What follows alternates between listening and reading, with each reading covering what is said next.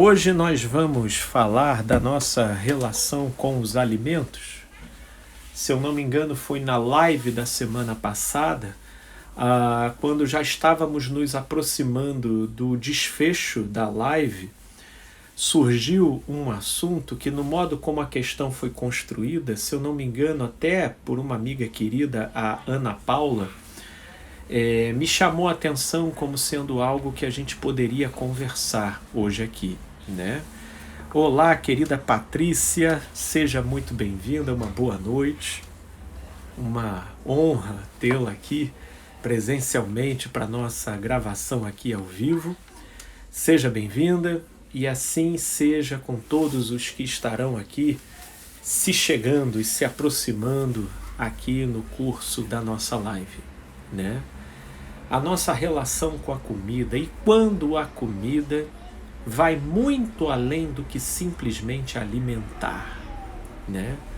Eu, a princípio, né, cheguei até a pensar, a colocar o nome dessa gravação, dessa live de transtorno alimentar, mas eu creio que se eu denominasse dessa forma, eu ficaria um pouco sequestrado a uma ideia mais psicológica e psiquiátrica, né, referente a esse campo, a esse tema que nós vamos discutir.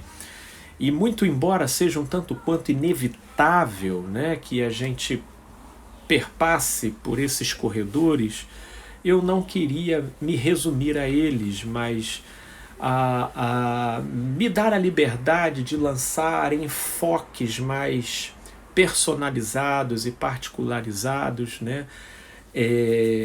De maneira a tornar aqui uma coisa mais especial, mais própria das nossas conversas, do nosso trabalho, né? E foi falando aqui na amiga Ana Paula, ela que chegou aqui. Boa noite, querida Ana Paula.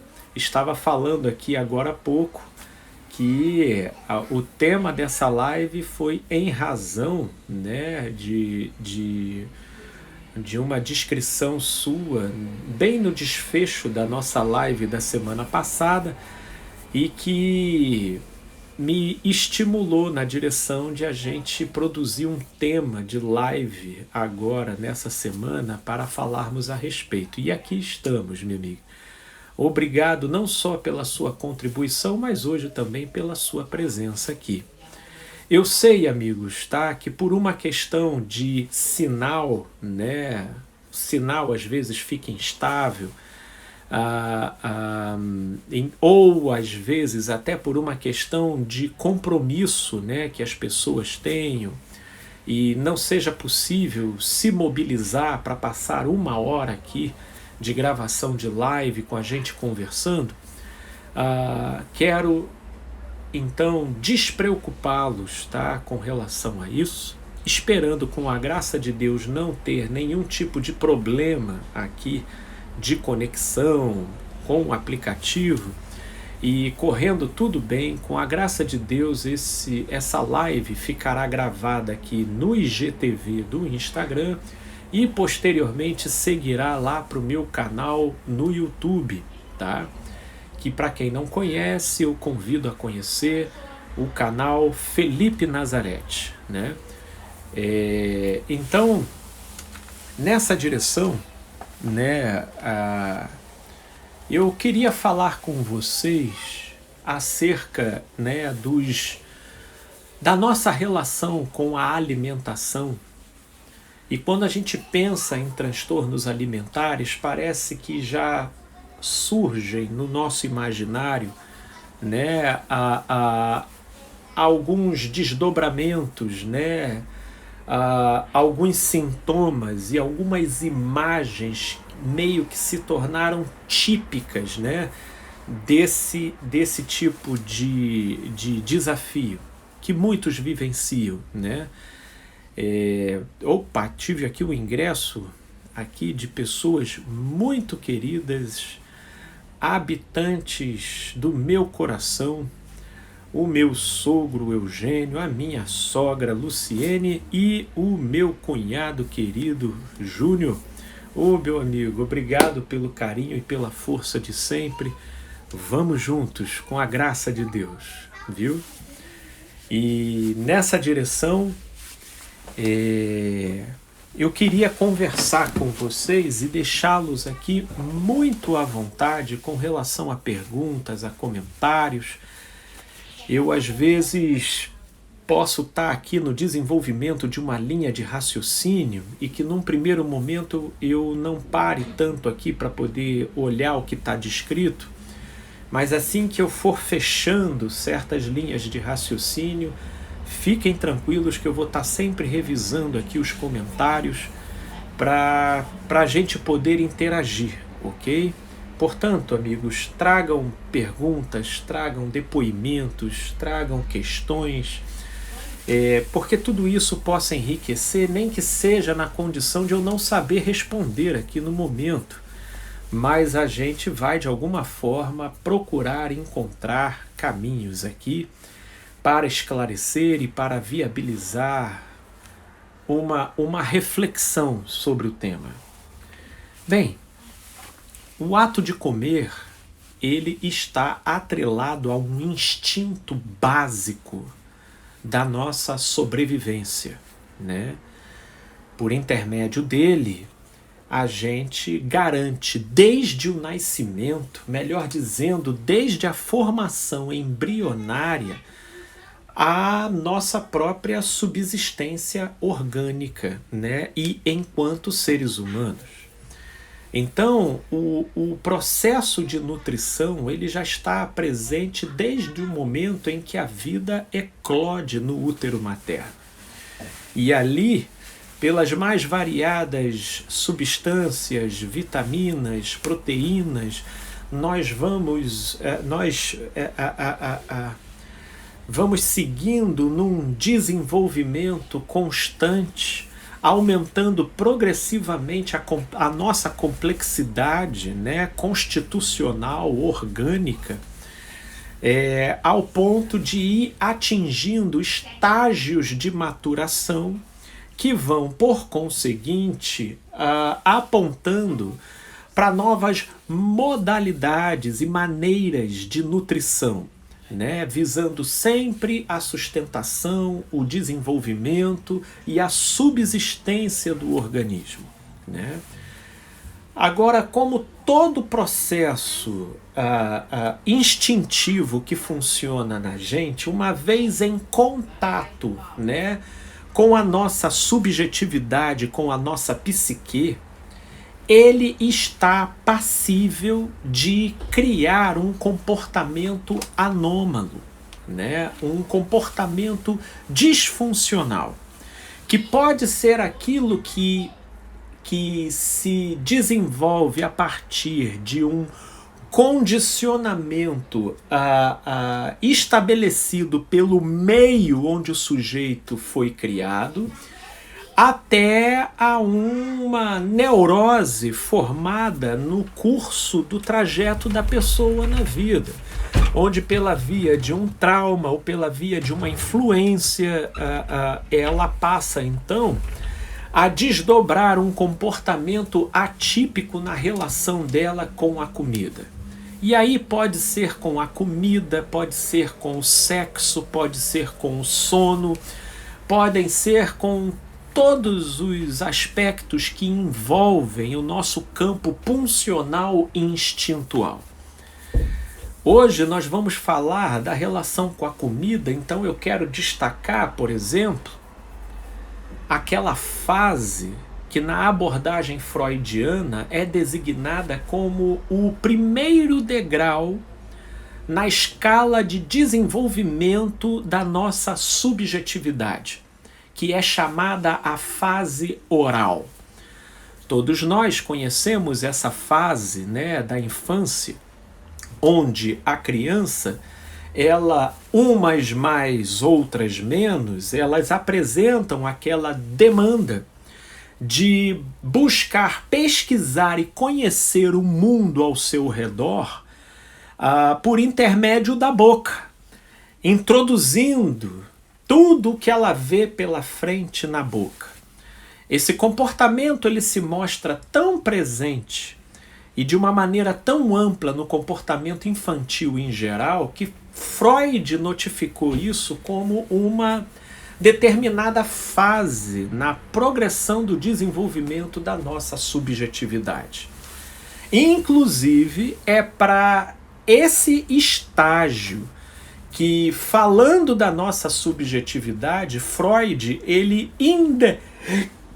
endereça a origem de boa parte daquilo que acaba acometendo a nossa relação com a comida no curso da nossa vida, ok?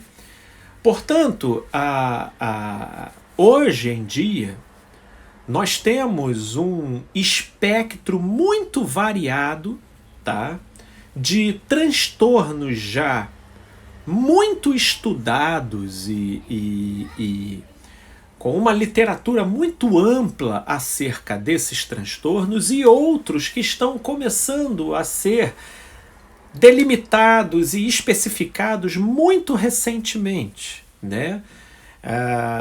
Mas que apontam ali para uma relação atípica e, por que não, disfuncional do sujeito com o alimento, né? Então a gente pode começar, por exemplo, com a ideia da anorexia. A anorexia, inclusive, ela foi objeto, né, do meu trabalho de conclusão de curso na minha graduação em psicologia, né? E a anorexia, ela parte, né, de uma dieta excessivamente restritiva, onde a pessoa desenvolvendo uma fobia por qualquer impressão ou possibilidade de gordura, ela então começa a se privar da ingestão de determinados alimentos, partindo também de uma distorção da sua percepção corporal. Ela se olha no espelho e ela se vê de uma maneira totalmente diferente da maneira como os outros a veem. Existem casos de pessoas, inclusive esqueléticas, cadavélicas, mas elas ainda assim enxergando nelas gordura e necessidade de intensificar a dieta restritiva na intenção de queimar e eliminar aquilo que ela está enxergando como excesso, mas que na verdade não passa de outra coisa senão uma distorção da própria percepção. Porque ela não olha com a concretude daquilo que a imagem do seu globo ocular passa para ela.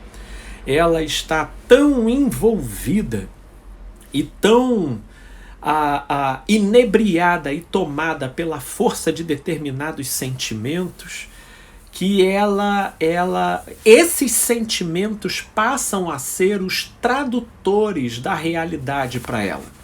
De modo que tudo o que os sentidos dela capturam passam a ser relativizados pelo absoluto desse sentimento, que se tornou extremamente obsessivo, colocando ela a serviço de uma neurose escravizante, que é a de deixar de consumir com determinadas qualidades específicas de alimento. E diga-se de passagem, é o transtorno alimentar onde se apresenta a estatística mais alta, né, de mortes, né, de falecimento.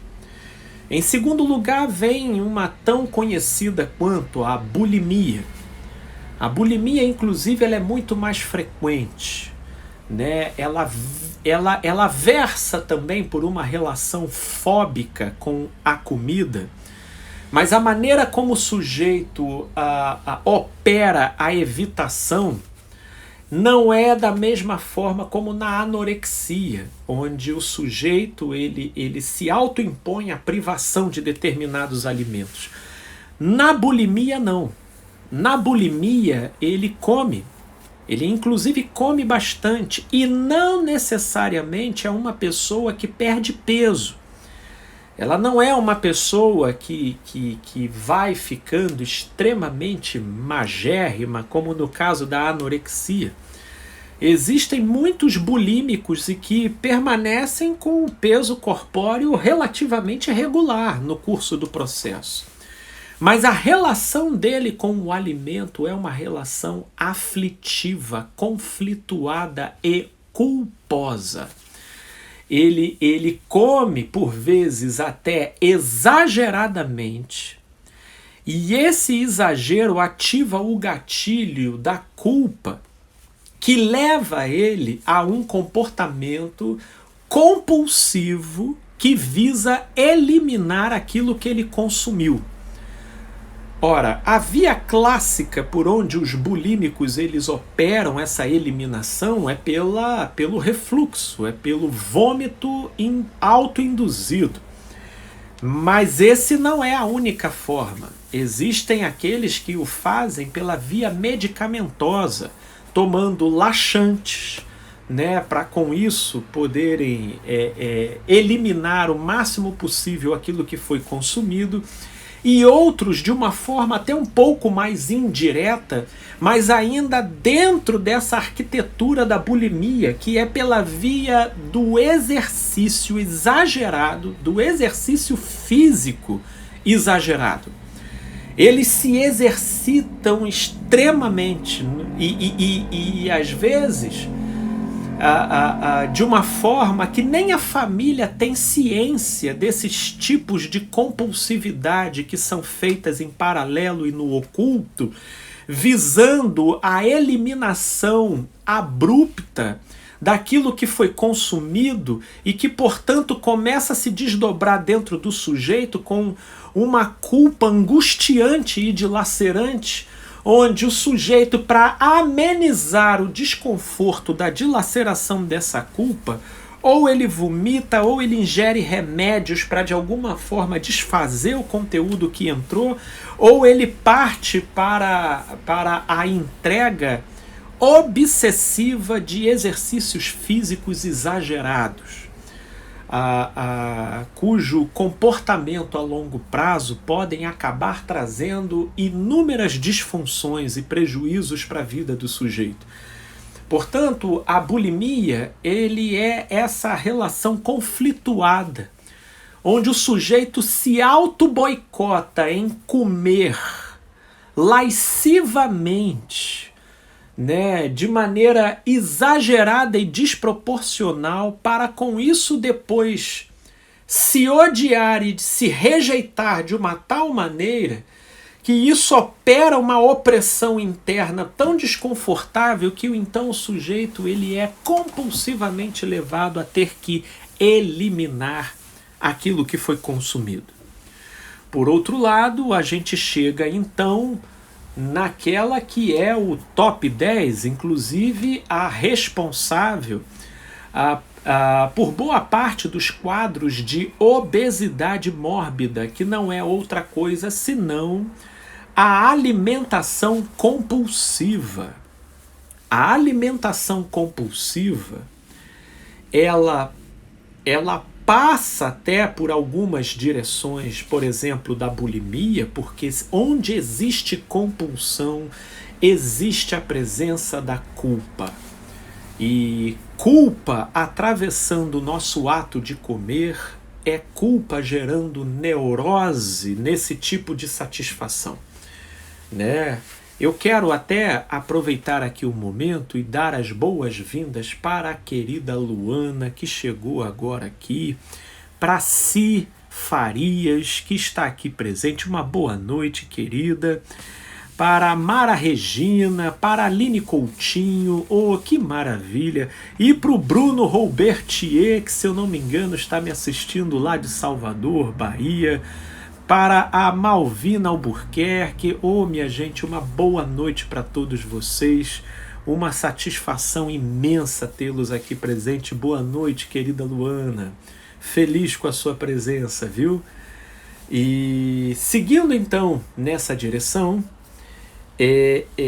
A compulsão alimentar, talvez a diferença tudo aquilo que nós conversamos acerca da bulimia também é pertinente na compulsão alimentar, porém com um diferencial básico, que na compulsão alimentar a maneira como o sujeito lida com a culpa não é na direção de se lançar ao sacrifício de ter que expurgar aquilo que foi consumido. Na compulsão alimentar, a pessoa ela entra numa desistência de tentar resistir o impulso na direção de se alimentar.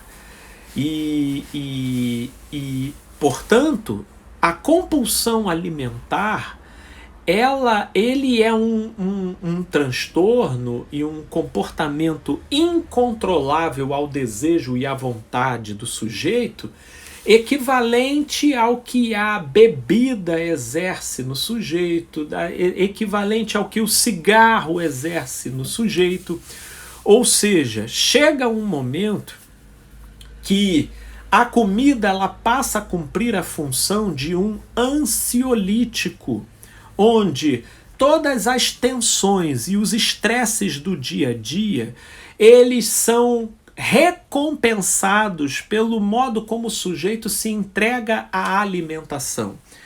E aí, dependendo do modo como a vida do sujeito envolve um certo tipo de pressão, e por que não uma opressão, então ele vai se vendo compulsoriamente voltado para a direção de ter que estar comendo o tempo todo. E quando essa relação ela acaba sendo neurotizada pela presença da culpa, que numa baixa autoestima começa a estigmatizar o sujeito dentro de si com a credulidade de que ele não consegue contornar aquilo, ou que de uma certa forma esse tipo de obsessão pela comida é o que empresta um certo sentido para uma vida que tende a ficar cada vez mais estressante, cada vez mais angustiante e cada vez mais desconectada com algo que faça sentido para o sujeito. Então o sujeito começa a comer, de modo a tudo quanto possa se pensar em termos de exercício, ou de compensações, ou de alguma atividade que produza no sujeito uma equivalência de desgaste em relação àquilo que ele consome, fica desproporcional, né? Fica, na verdade, covardemente desequilibrado, né? Porque não dá para acompanhar. Não há exercício físico que compense uma compulsão alimentar, né? Por isso, né, é que aí já agora entrando aqui em determinados desdobramentos, porque, por exemplo, eu poderia falar aqui de alguns comportamentos que, pelo modo como eles estão se padronizando, tá, na atitude do coletivo, elas estão começando a ser identificadas como transtornos. E embora muito delas ainda não estejam reconhecidas pela comunidade internacional como um todo, elas já são observadas, algumas delas estudadas, e muitas delas já são temas de palestras e de estudos, como, por exemplo, a vigorexia. Já ouviu falar a vigorexia? Nessa geração do crossfit, né, e dos amantes de academia, a vigorexia é aquela disposição que geralmente acomete mais os homens na faixa etária abaixo dos 30 e com uma obsessão muito grande pelo corpo perfeito e pela performance ideal. eles ficam extremamente criteriosos, né, com relação a determinados tipos de alimento, porque o perfeccionismo que eles apresentam na direção do delineamento do corpo é também conjugado pela preferência deles com o alimento. Então, muitos deles passam a vida comendo só ovos e batata doce. O cara não come mais nada, porque se ele se vê comendo alguma coisa fora daquela dieta extremamente restrita e idealizada, é como se ele vivenciasse uma espécie de sensação de transgressão. E aí é esse comportamento que veio sendo entendido como vigorexia, né? E aí vem aqui a minha amiga Ana Paula. Meu caso, sou compulsiva por chocolates e doces em geral. Ok, Ana Paula. Vamos falar sobre isso. Já dando as boas-vindas aqui para o Léo Brito, para a Isabela. Olá, Isabela, boa noite, seja bem-vinda, minha amiga. O Robson, que também creio que seja o Robson que chegou aqui, e ninguém menos do que a minha cunhada Bruna também, e a Lorena que entrou aqui também junto. Ô, minha gente, boa noite, chega chegando, puxa a cadeira e vamos juntos, que eu acho que vai ficar bem interessante, né? Vou tomar aqui o fio da meada do que a minha amiga Ana Paula colocou. O meu caso, sou compulsiva por chocolates e doces em geral.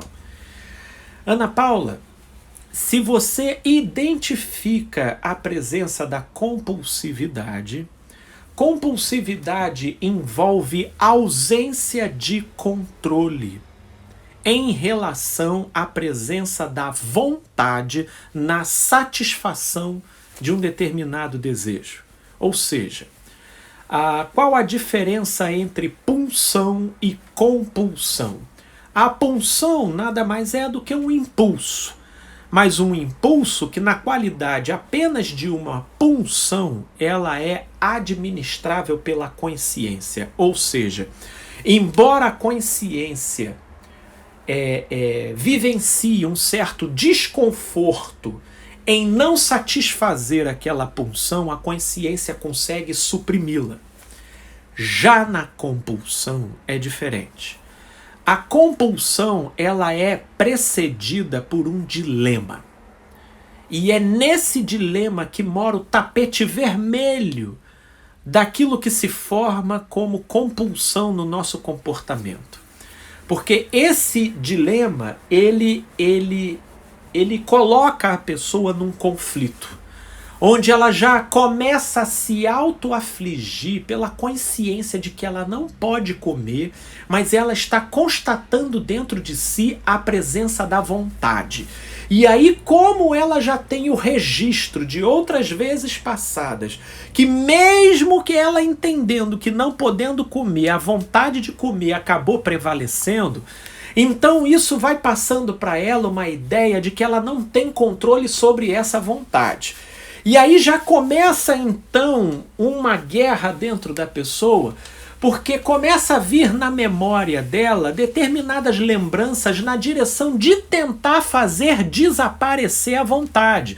Que aí ela lembra do que o médico disse, ela lembra da informação que ela recebeu da última vez que ela pesou numa balança, ela lembra do comentário de um fulano que fez do próprio corpo, ela lembra até de certas impressões que ela mesma tem sobre o próprio corpo, mas aí acaba que todas essas lembranças, elas estressam.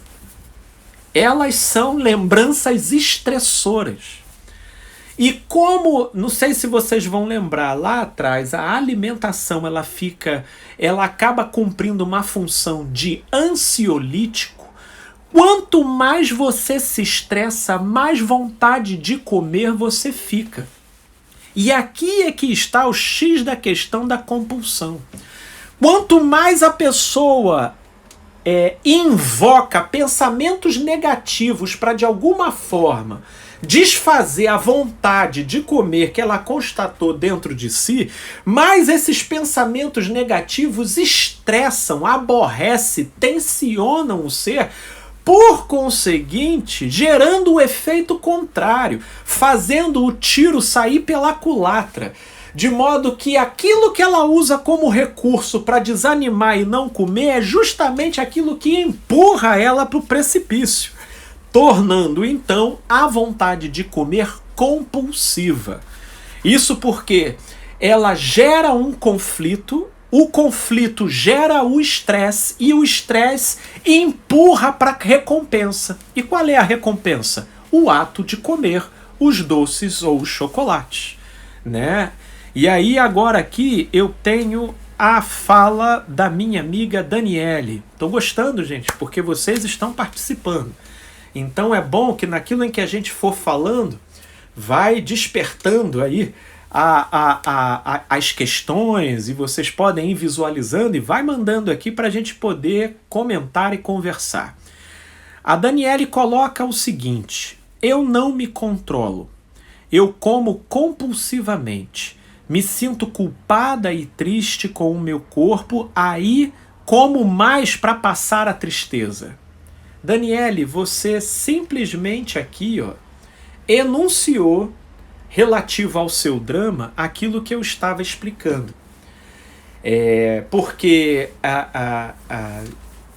a culpa e a tristeza que de uma certa forma a gente agasalha e alimenta como possíveis instrumentos para desanimar a gente de comer, é justamente aquilo que empurra a gente para comer, né? Porque a culpa e a tristeza, elas geram um estresse tão perturbador para o sistema intrapsíquico que, consequentemente, a pessoa ela fica incitada, motivada, impelida para a busca de uma compensação.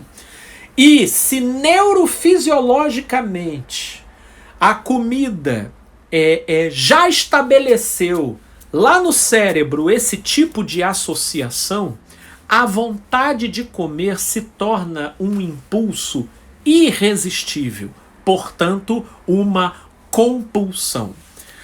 Minha amiga Ana Barcelos, você chegou atrasada, mas chegou em tempo. Inclusive tem muita coisa para a gente conversar. Seja muito bem-vinda e depois, certamente, com a graça de Deus, esse vídeo fica gravado aqui no IGTV e logo depois lá no meu canal no YouTube e vai dar para você pegar na íntegra, né? Portanto, voltando aqui para o que a Dani levantou aqui para a gente refletir, a grande pergunta que faria é: poxa, Felipe, você descreveu de uma forma muito bacana aquilo que realmente acontece no drama que eu vivencio. Mas e aí, como é que a gente lida com isso? Não é verdade? E aí, o que a gente faz com isso? Ora, nesse primeiro momento é interessante a gente entender e detectar, tá? Aquilo que está passível de a gente alterar. E é óbvio que diante de uma compulsão alimentar, a primeira reflexão, né, ou a primeira ideia que chega na nossa mente como forma de poder lidar com esse desejo é a gente parar de comer, né? Então, o que acontece? A pessoa ela começa a entrar em dietas muito agressivas, algumas delas até exageradamente sacrificiais, porque aonde a culpa se faz presente, deflagra-se uma demanda de sacrifício para aplacar a fúria dessa culpa. Por isso é que as pessoas que mais alimentam culpa no ato de comer são aquelas que se mostram mais dispostas para as dietas mais exageradas e treslocadas. porque elas operam com a concepção lá no íntimo de que elas merecem o sofrimento por aquilo que elas fazem com elas mesmas. Isso porque a culpa estigmatiza a autoestima negativamente e a pessoa ela fica se achando incompetente, ela tem vergonha de si mesma, ela se pressupõe fraca. E então, quando ela se motiva a querer mudar a situação, ela quer partir para uma tentativa, né, de abordagem, de dieta ou de disposição que envolve muito exagero, muito sacrifício e que é aquilo que os especialistas da área mais desanimam, porque é o tipo de comportamento fadado a desanimar e ser interrompido no curto prazo. Justamente por causa do seu exagero, justamente pela intensidade do desconforto envolvido e que não permite o sujeito a desenvolver um estilo de vida saudável a partir daquela abordagem, né?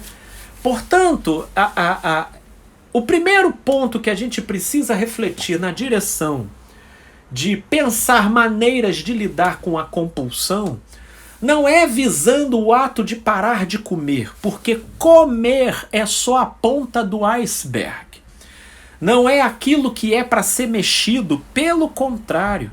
O ato de comer, ele vai, nesse caso, se tornar um termômetro, indicando para a gente se a gente passou a lidar corretamente com determinados sentimentos e dinâmicas da nossa psique. E é aí que nós somos encaminhados para o X da questão. Quando formos pensar em como lidar com a compulsão alimentar, esquece a comida e traz para o foco daquilo que a gente precisa enxergar o seguinte, 2 pontos.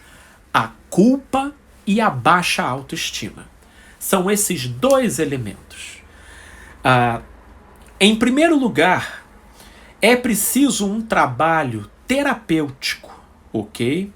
Para que essa pessoa terapeuticamente permita desvencilhar a associação que se formou entre comer e se sentir culpado.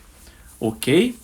E isso vira um vício cognitivo que até o próprio ato de comer ele vira uma espécie de prazer angustiado. Porque embora seja uma coisa muito boa, o sujeito ele parece que desfruta aquele momento já num estado de angústia. Portanto, eu costumo recomendar às pessoas na fase inicial da relação e do tratamento com uma compulsão a abraçar uma psicopatia momentânea na relação com a comida. Se você não consegue cortar ou conter uma vontade de comer, pelo menos a culpa e a tristeza, embora você não possa deixar de sentir, mas você pode assumir o compromisso de não alimentar. E é aí que está o segredo. Na verdade, mais do que engordar por causa da comida, a verdadeira raiz da obesidade está no quanto a gente alimenta a culpa e a tristeza. Portanto, o que eu quero te incentivar é a um compromisso de não mais se culpar pela culpa, não mais se culpar pelo ato de comer. Ora, quando a gente fala assim, aí você pensaria, Felipe, se eu parar de me culpar, Felipe, aí vai virar bagunça, Felipe. Vai virar bagunça. Na verdade, para a culpa se sustentar sob o disfarce de que é ela que regula a sua alimentação, ela precisa gerar no sujeito a sensação de que sem ela o sujeito degringola. Mas a grande verdade é que essa sensação de que você pode degringolar, ela é apenas equivalente ao quanto você estaria lidando com um terreno que você nunca experimentou visitar, que é o terreno de se alimentar sem culpa. Porque aí viria a pergunta, mas Felipe, da onde vem essa culpa também? Essa culpa ela pode ter muitas direções.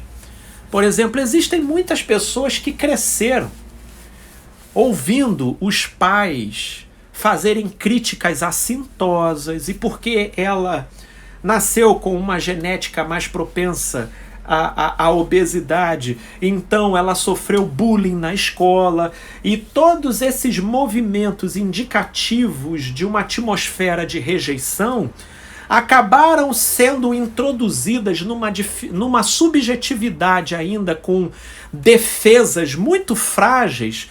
E a pessoa, então, mesmo protestando, mesmo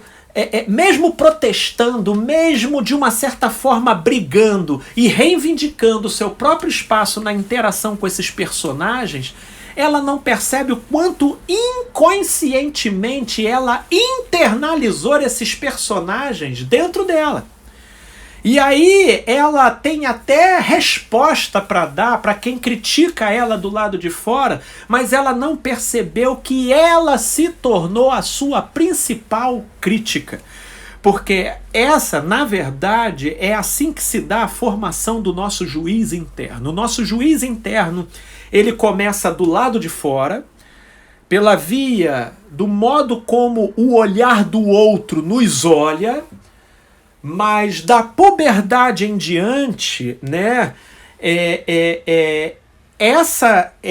esse olhar do outro ele se internaliza e ele então ganha autonomia de funcionamento interno, passando ele a operar aquilo que os outros faziam do lado de fora, ele passa a operar do lado de dentro da pessoa, ou seja, a própria pessoa passa a se ver dessa forma.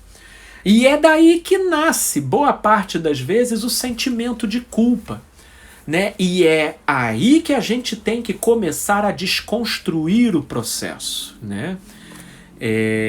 Aí, olha, por exemplo, deixa eu subir um pouco aqui, que eu fui vendo aqui comentários. O meu amigo Guto, ele coloca o seguinte: desculpe pela minha ausência, tive a minha consulta com a psicóloga.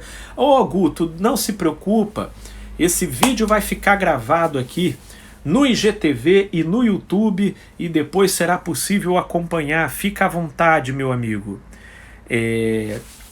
Aí a Ana Barcelos escreve aqui, isso mesmo, não alimentar a culpa. Bacana. E aí a Si Farias coloca atenta. E aí a Si diz, a minha primeira dieta foi aos 6 anos. Olha aí, Si.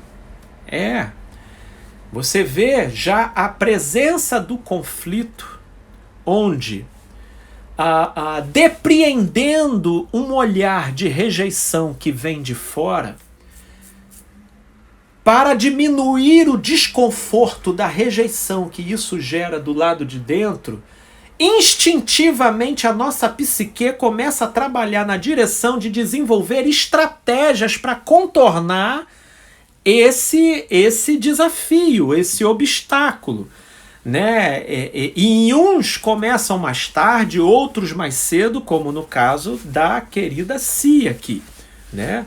Mas hoje, Se, você vai ser livre, porque hoje você vai virar o canhão para a direção certa e você vai entender, Se, que o seu grande inimigo nunca foi a comida. Aquilo que se instalou como inimizade dentro de você foi a absorção sem filtro do olhar distorcido do outro sobre você. E isso porque começou a se estabelecer lá na sua tenra idade, acabou, portanto, se passando como verdade dentro de você, mas isso não define quem você é. Na verdade, nunca definiu. E se, portanto, se outrora você caminhava a partir de uma influência que você recebeu de fora, hoje você tem o privilégio de se autodeterminar. Porque nós não somos apenas aquilo que nós sentimos, nós somos aquilo que nós decidimos ser. E aí, a partir da reedição de concepções que você desenvolveu sobre si, a partir desses olhares que foram absorvidos lá de trás, você vai progressivamente experimentando novos sentimentos e novas sensações na relação com os alimentos. É assim, sim.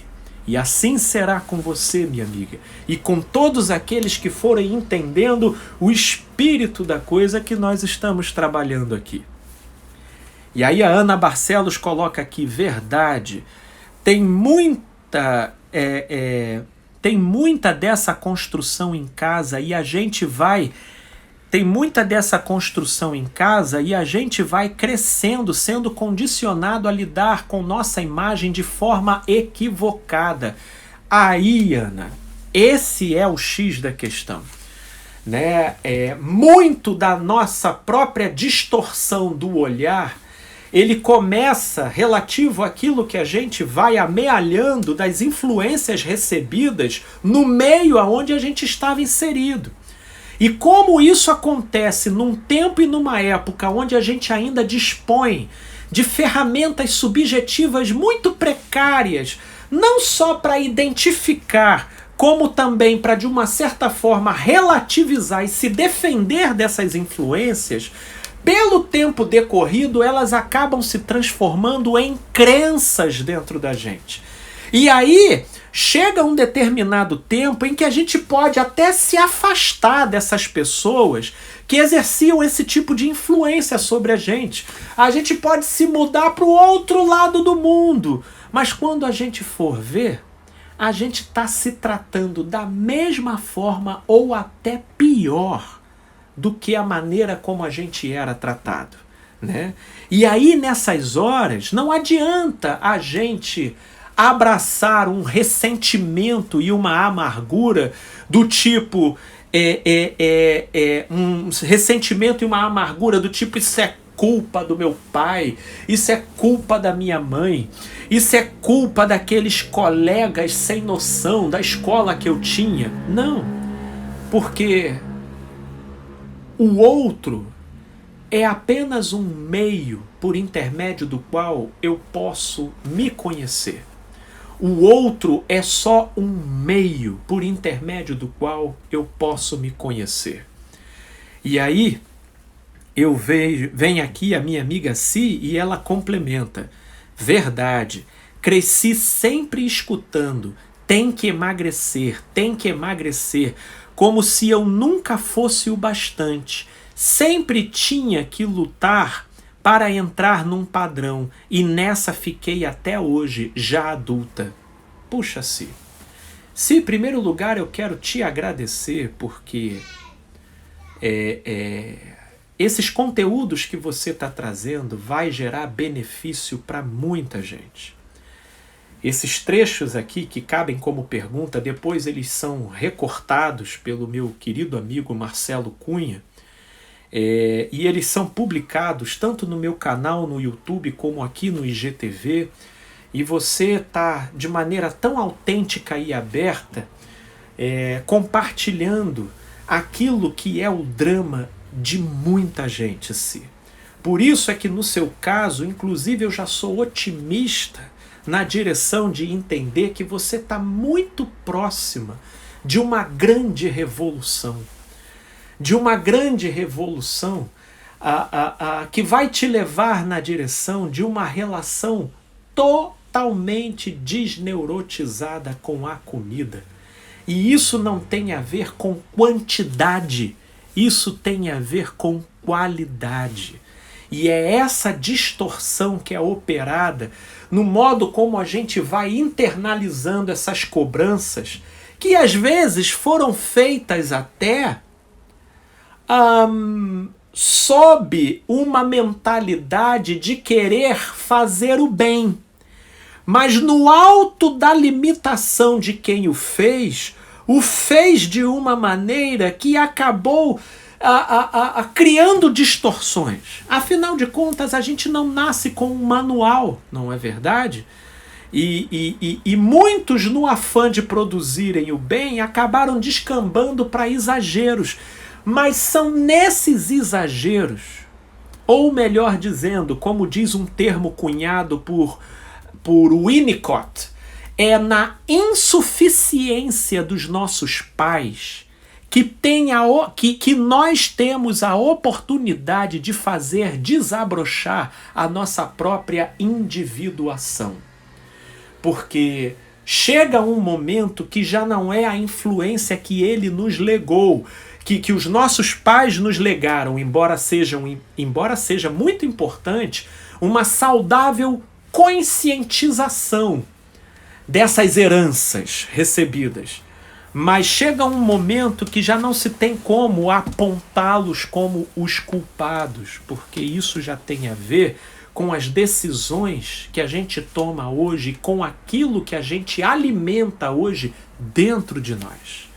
Portanto, se eu pudesse traçar um resumo para a nossa conversa de hoje, relativo à nossa relação com o alimento, é que a gente entenda que o alimento não é a causa dos nossos problemas. O alimento é só um espelho que reflete o modo distorcido como a gente está lidando com a nossa própria autoestima e com os nossos próprios sentimentos. Portanto, alimento não é o problema, ele é o sintoma. Ele não é aquilo que está te atrapalhando, ele é aquilo que está te avisando. Ele não é aquilo que precisa ser afastado, ele é aquilo que precisa ser ouvido, né? E é já nessa reedição de mindset, de mentalidade na relação com esse objeto, ou seja, o alimento, que a gente então vai começar a reorquestrar a relação dos nossos sentimentos com esse elemento. E aí a minha amiga Ana fala o seguinte: a tendência da gente repetir esse padrão com os nossos filhos é muito grande. Precisamos assistir essas lições para ressignificar tantas crenças equivocadas. Ana, quão preciosas foram as suas palavras. Isso porque o que você colocou é muito importante, né? Eu entendi, minha amiga, até o que você colocou.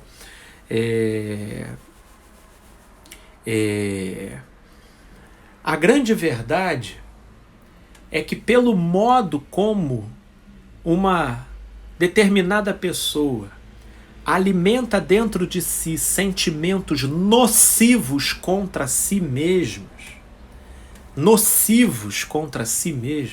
como por exemplo, sentimentos de culpa, sentimentos de rejeição, de menos-valia, isso vai produzindo dilaceramentos internos tão intensos que na direção equivocada de ela entender o X da questão do seu problema, ao invés de ela localizá-lo do lado de dentro, ela acha que o problema mora do lado de fora.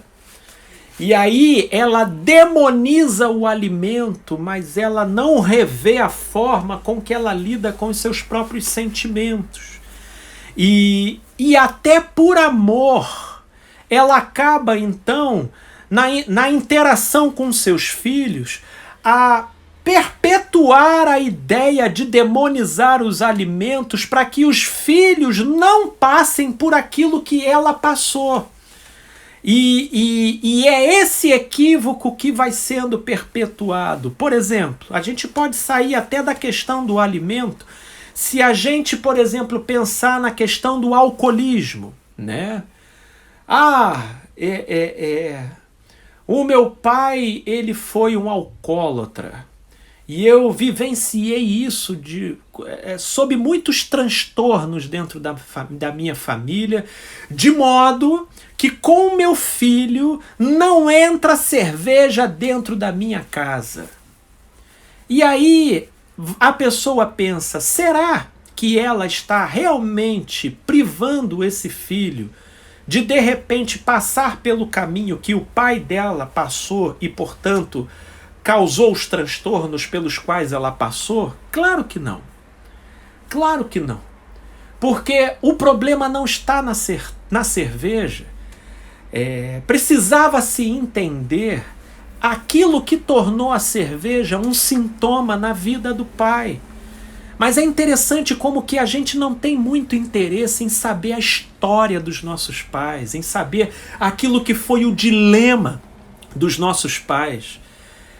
Existe até aquela palavra do salmista que é muito apropriada para isso, quando ele em oração ele pede: Senhor, ensina-me a contar os meus dias para que eu adquira um coração sábio. Porque quando você entende aquilo que foram os dilemas e a questão dos seus pais, vai ficando mais fácil você identificar aquilo que funcionou como sintoma, como recompensa, como compensação daquilo que eram os dilemas dele. E aí a gente cria uma ideia mais amadurecida daquilo que a gente realmente precisa evitar. E aí, antes de pensar em evitar a bebida em exagero, seria interessante a gente caminhar de modo a resolver e elaborar tristezas, angústias, inferioridades, e com isso resolvido, haveria muito pouca necessidade de a gente descalibrar e desequilibrar a nossa relação, seja com bebida, seja com comida, seja com sexo, ou seja lá com o que for. Portanto, o que se faz importante aqui, e que eu tornaria o resumão da nossa live de hoje, é de que a gente vire o canhão para o lado certo. E pare de monstrificar aquilo que é apenas um meio pelo qual nós temos a oportunidade de enxergar o quanto nós estamos maltratando a nós mesmos. E não pelo fato de comer compulsivamente, mas sim pelo fato de nos tornarmos críticos, impiedosos e contumazes, que estabelecem ideais inalcançáveis e que, portanto, chancela dentro de si uma atmosfera de rejeição irreparável. É essa arquitetura do auto-boicote que precisa ser desconstruída dentro de nós. E é isso que eu deixo para a nossa reflexão dessa noite.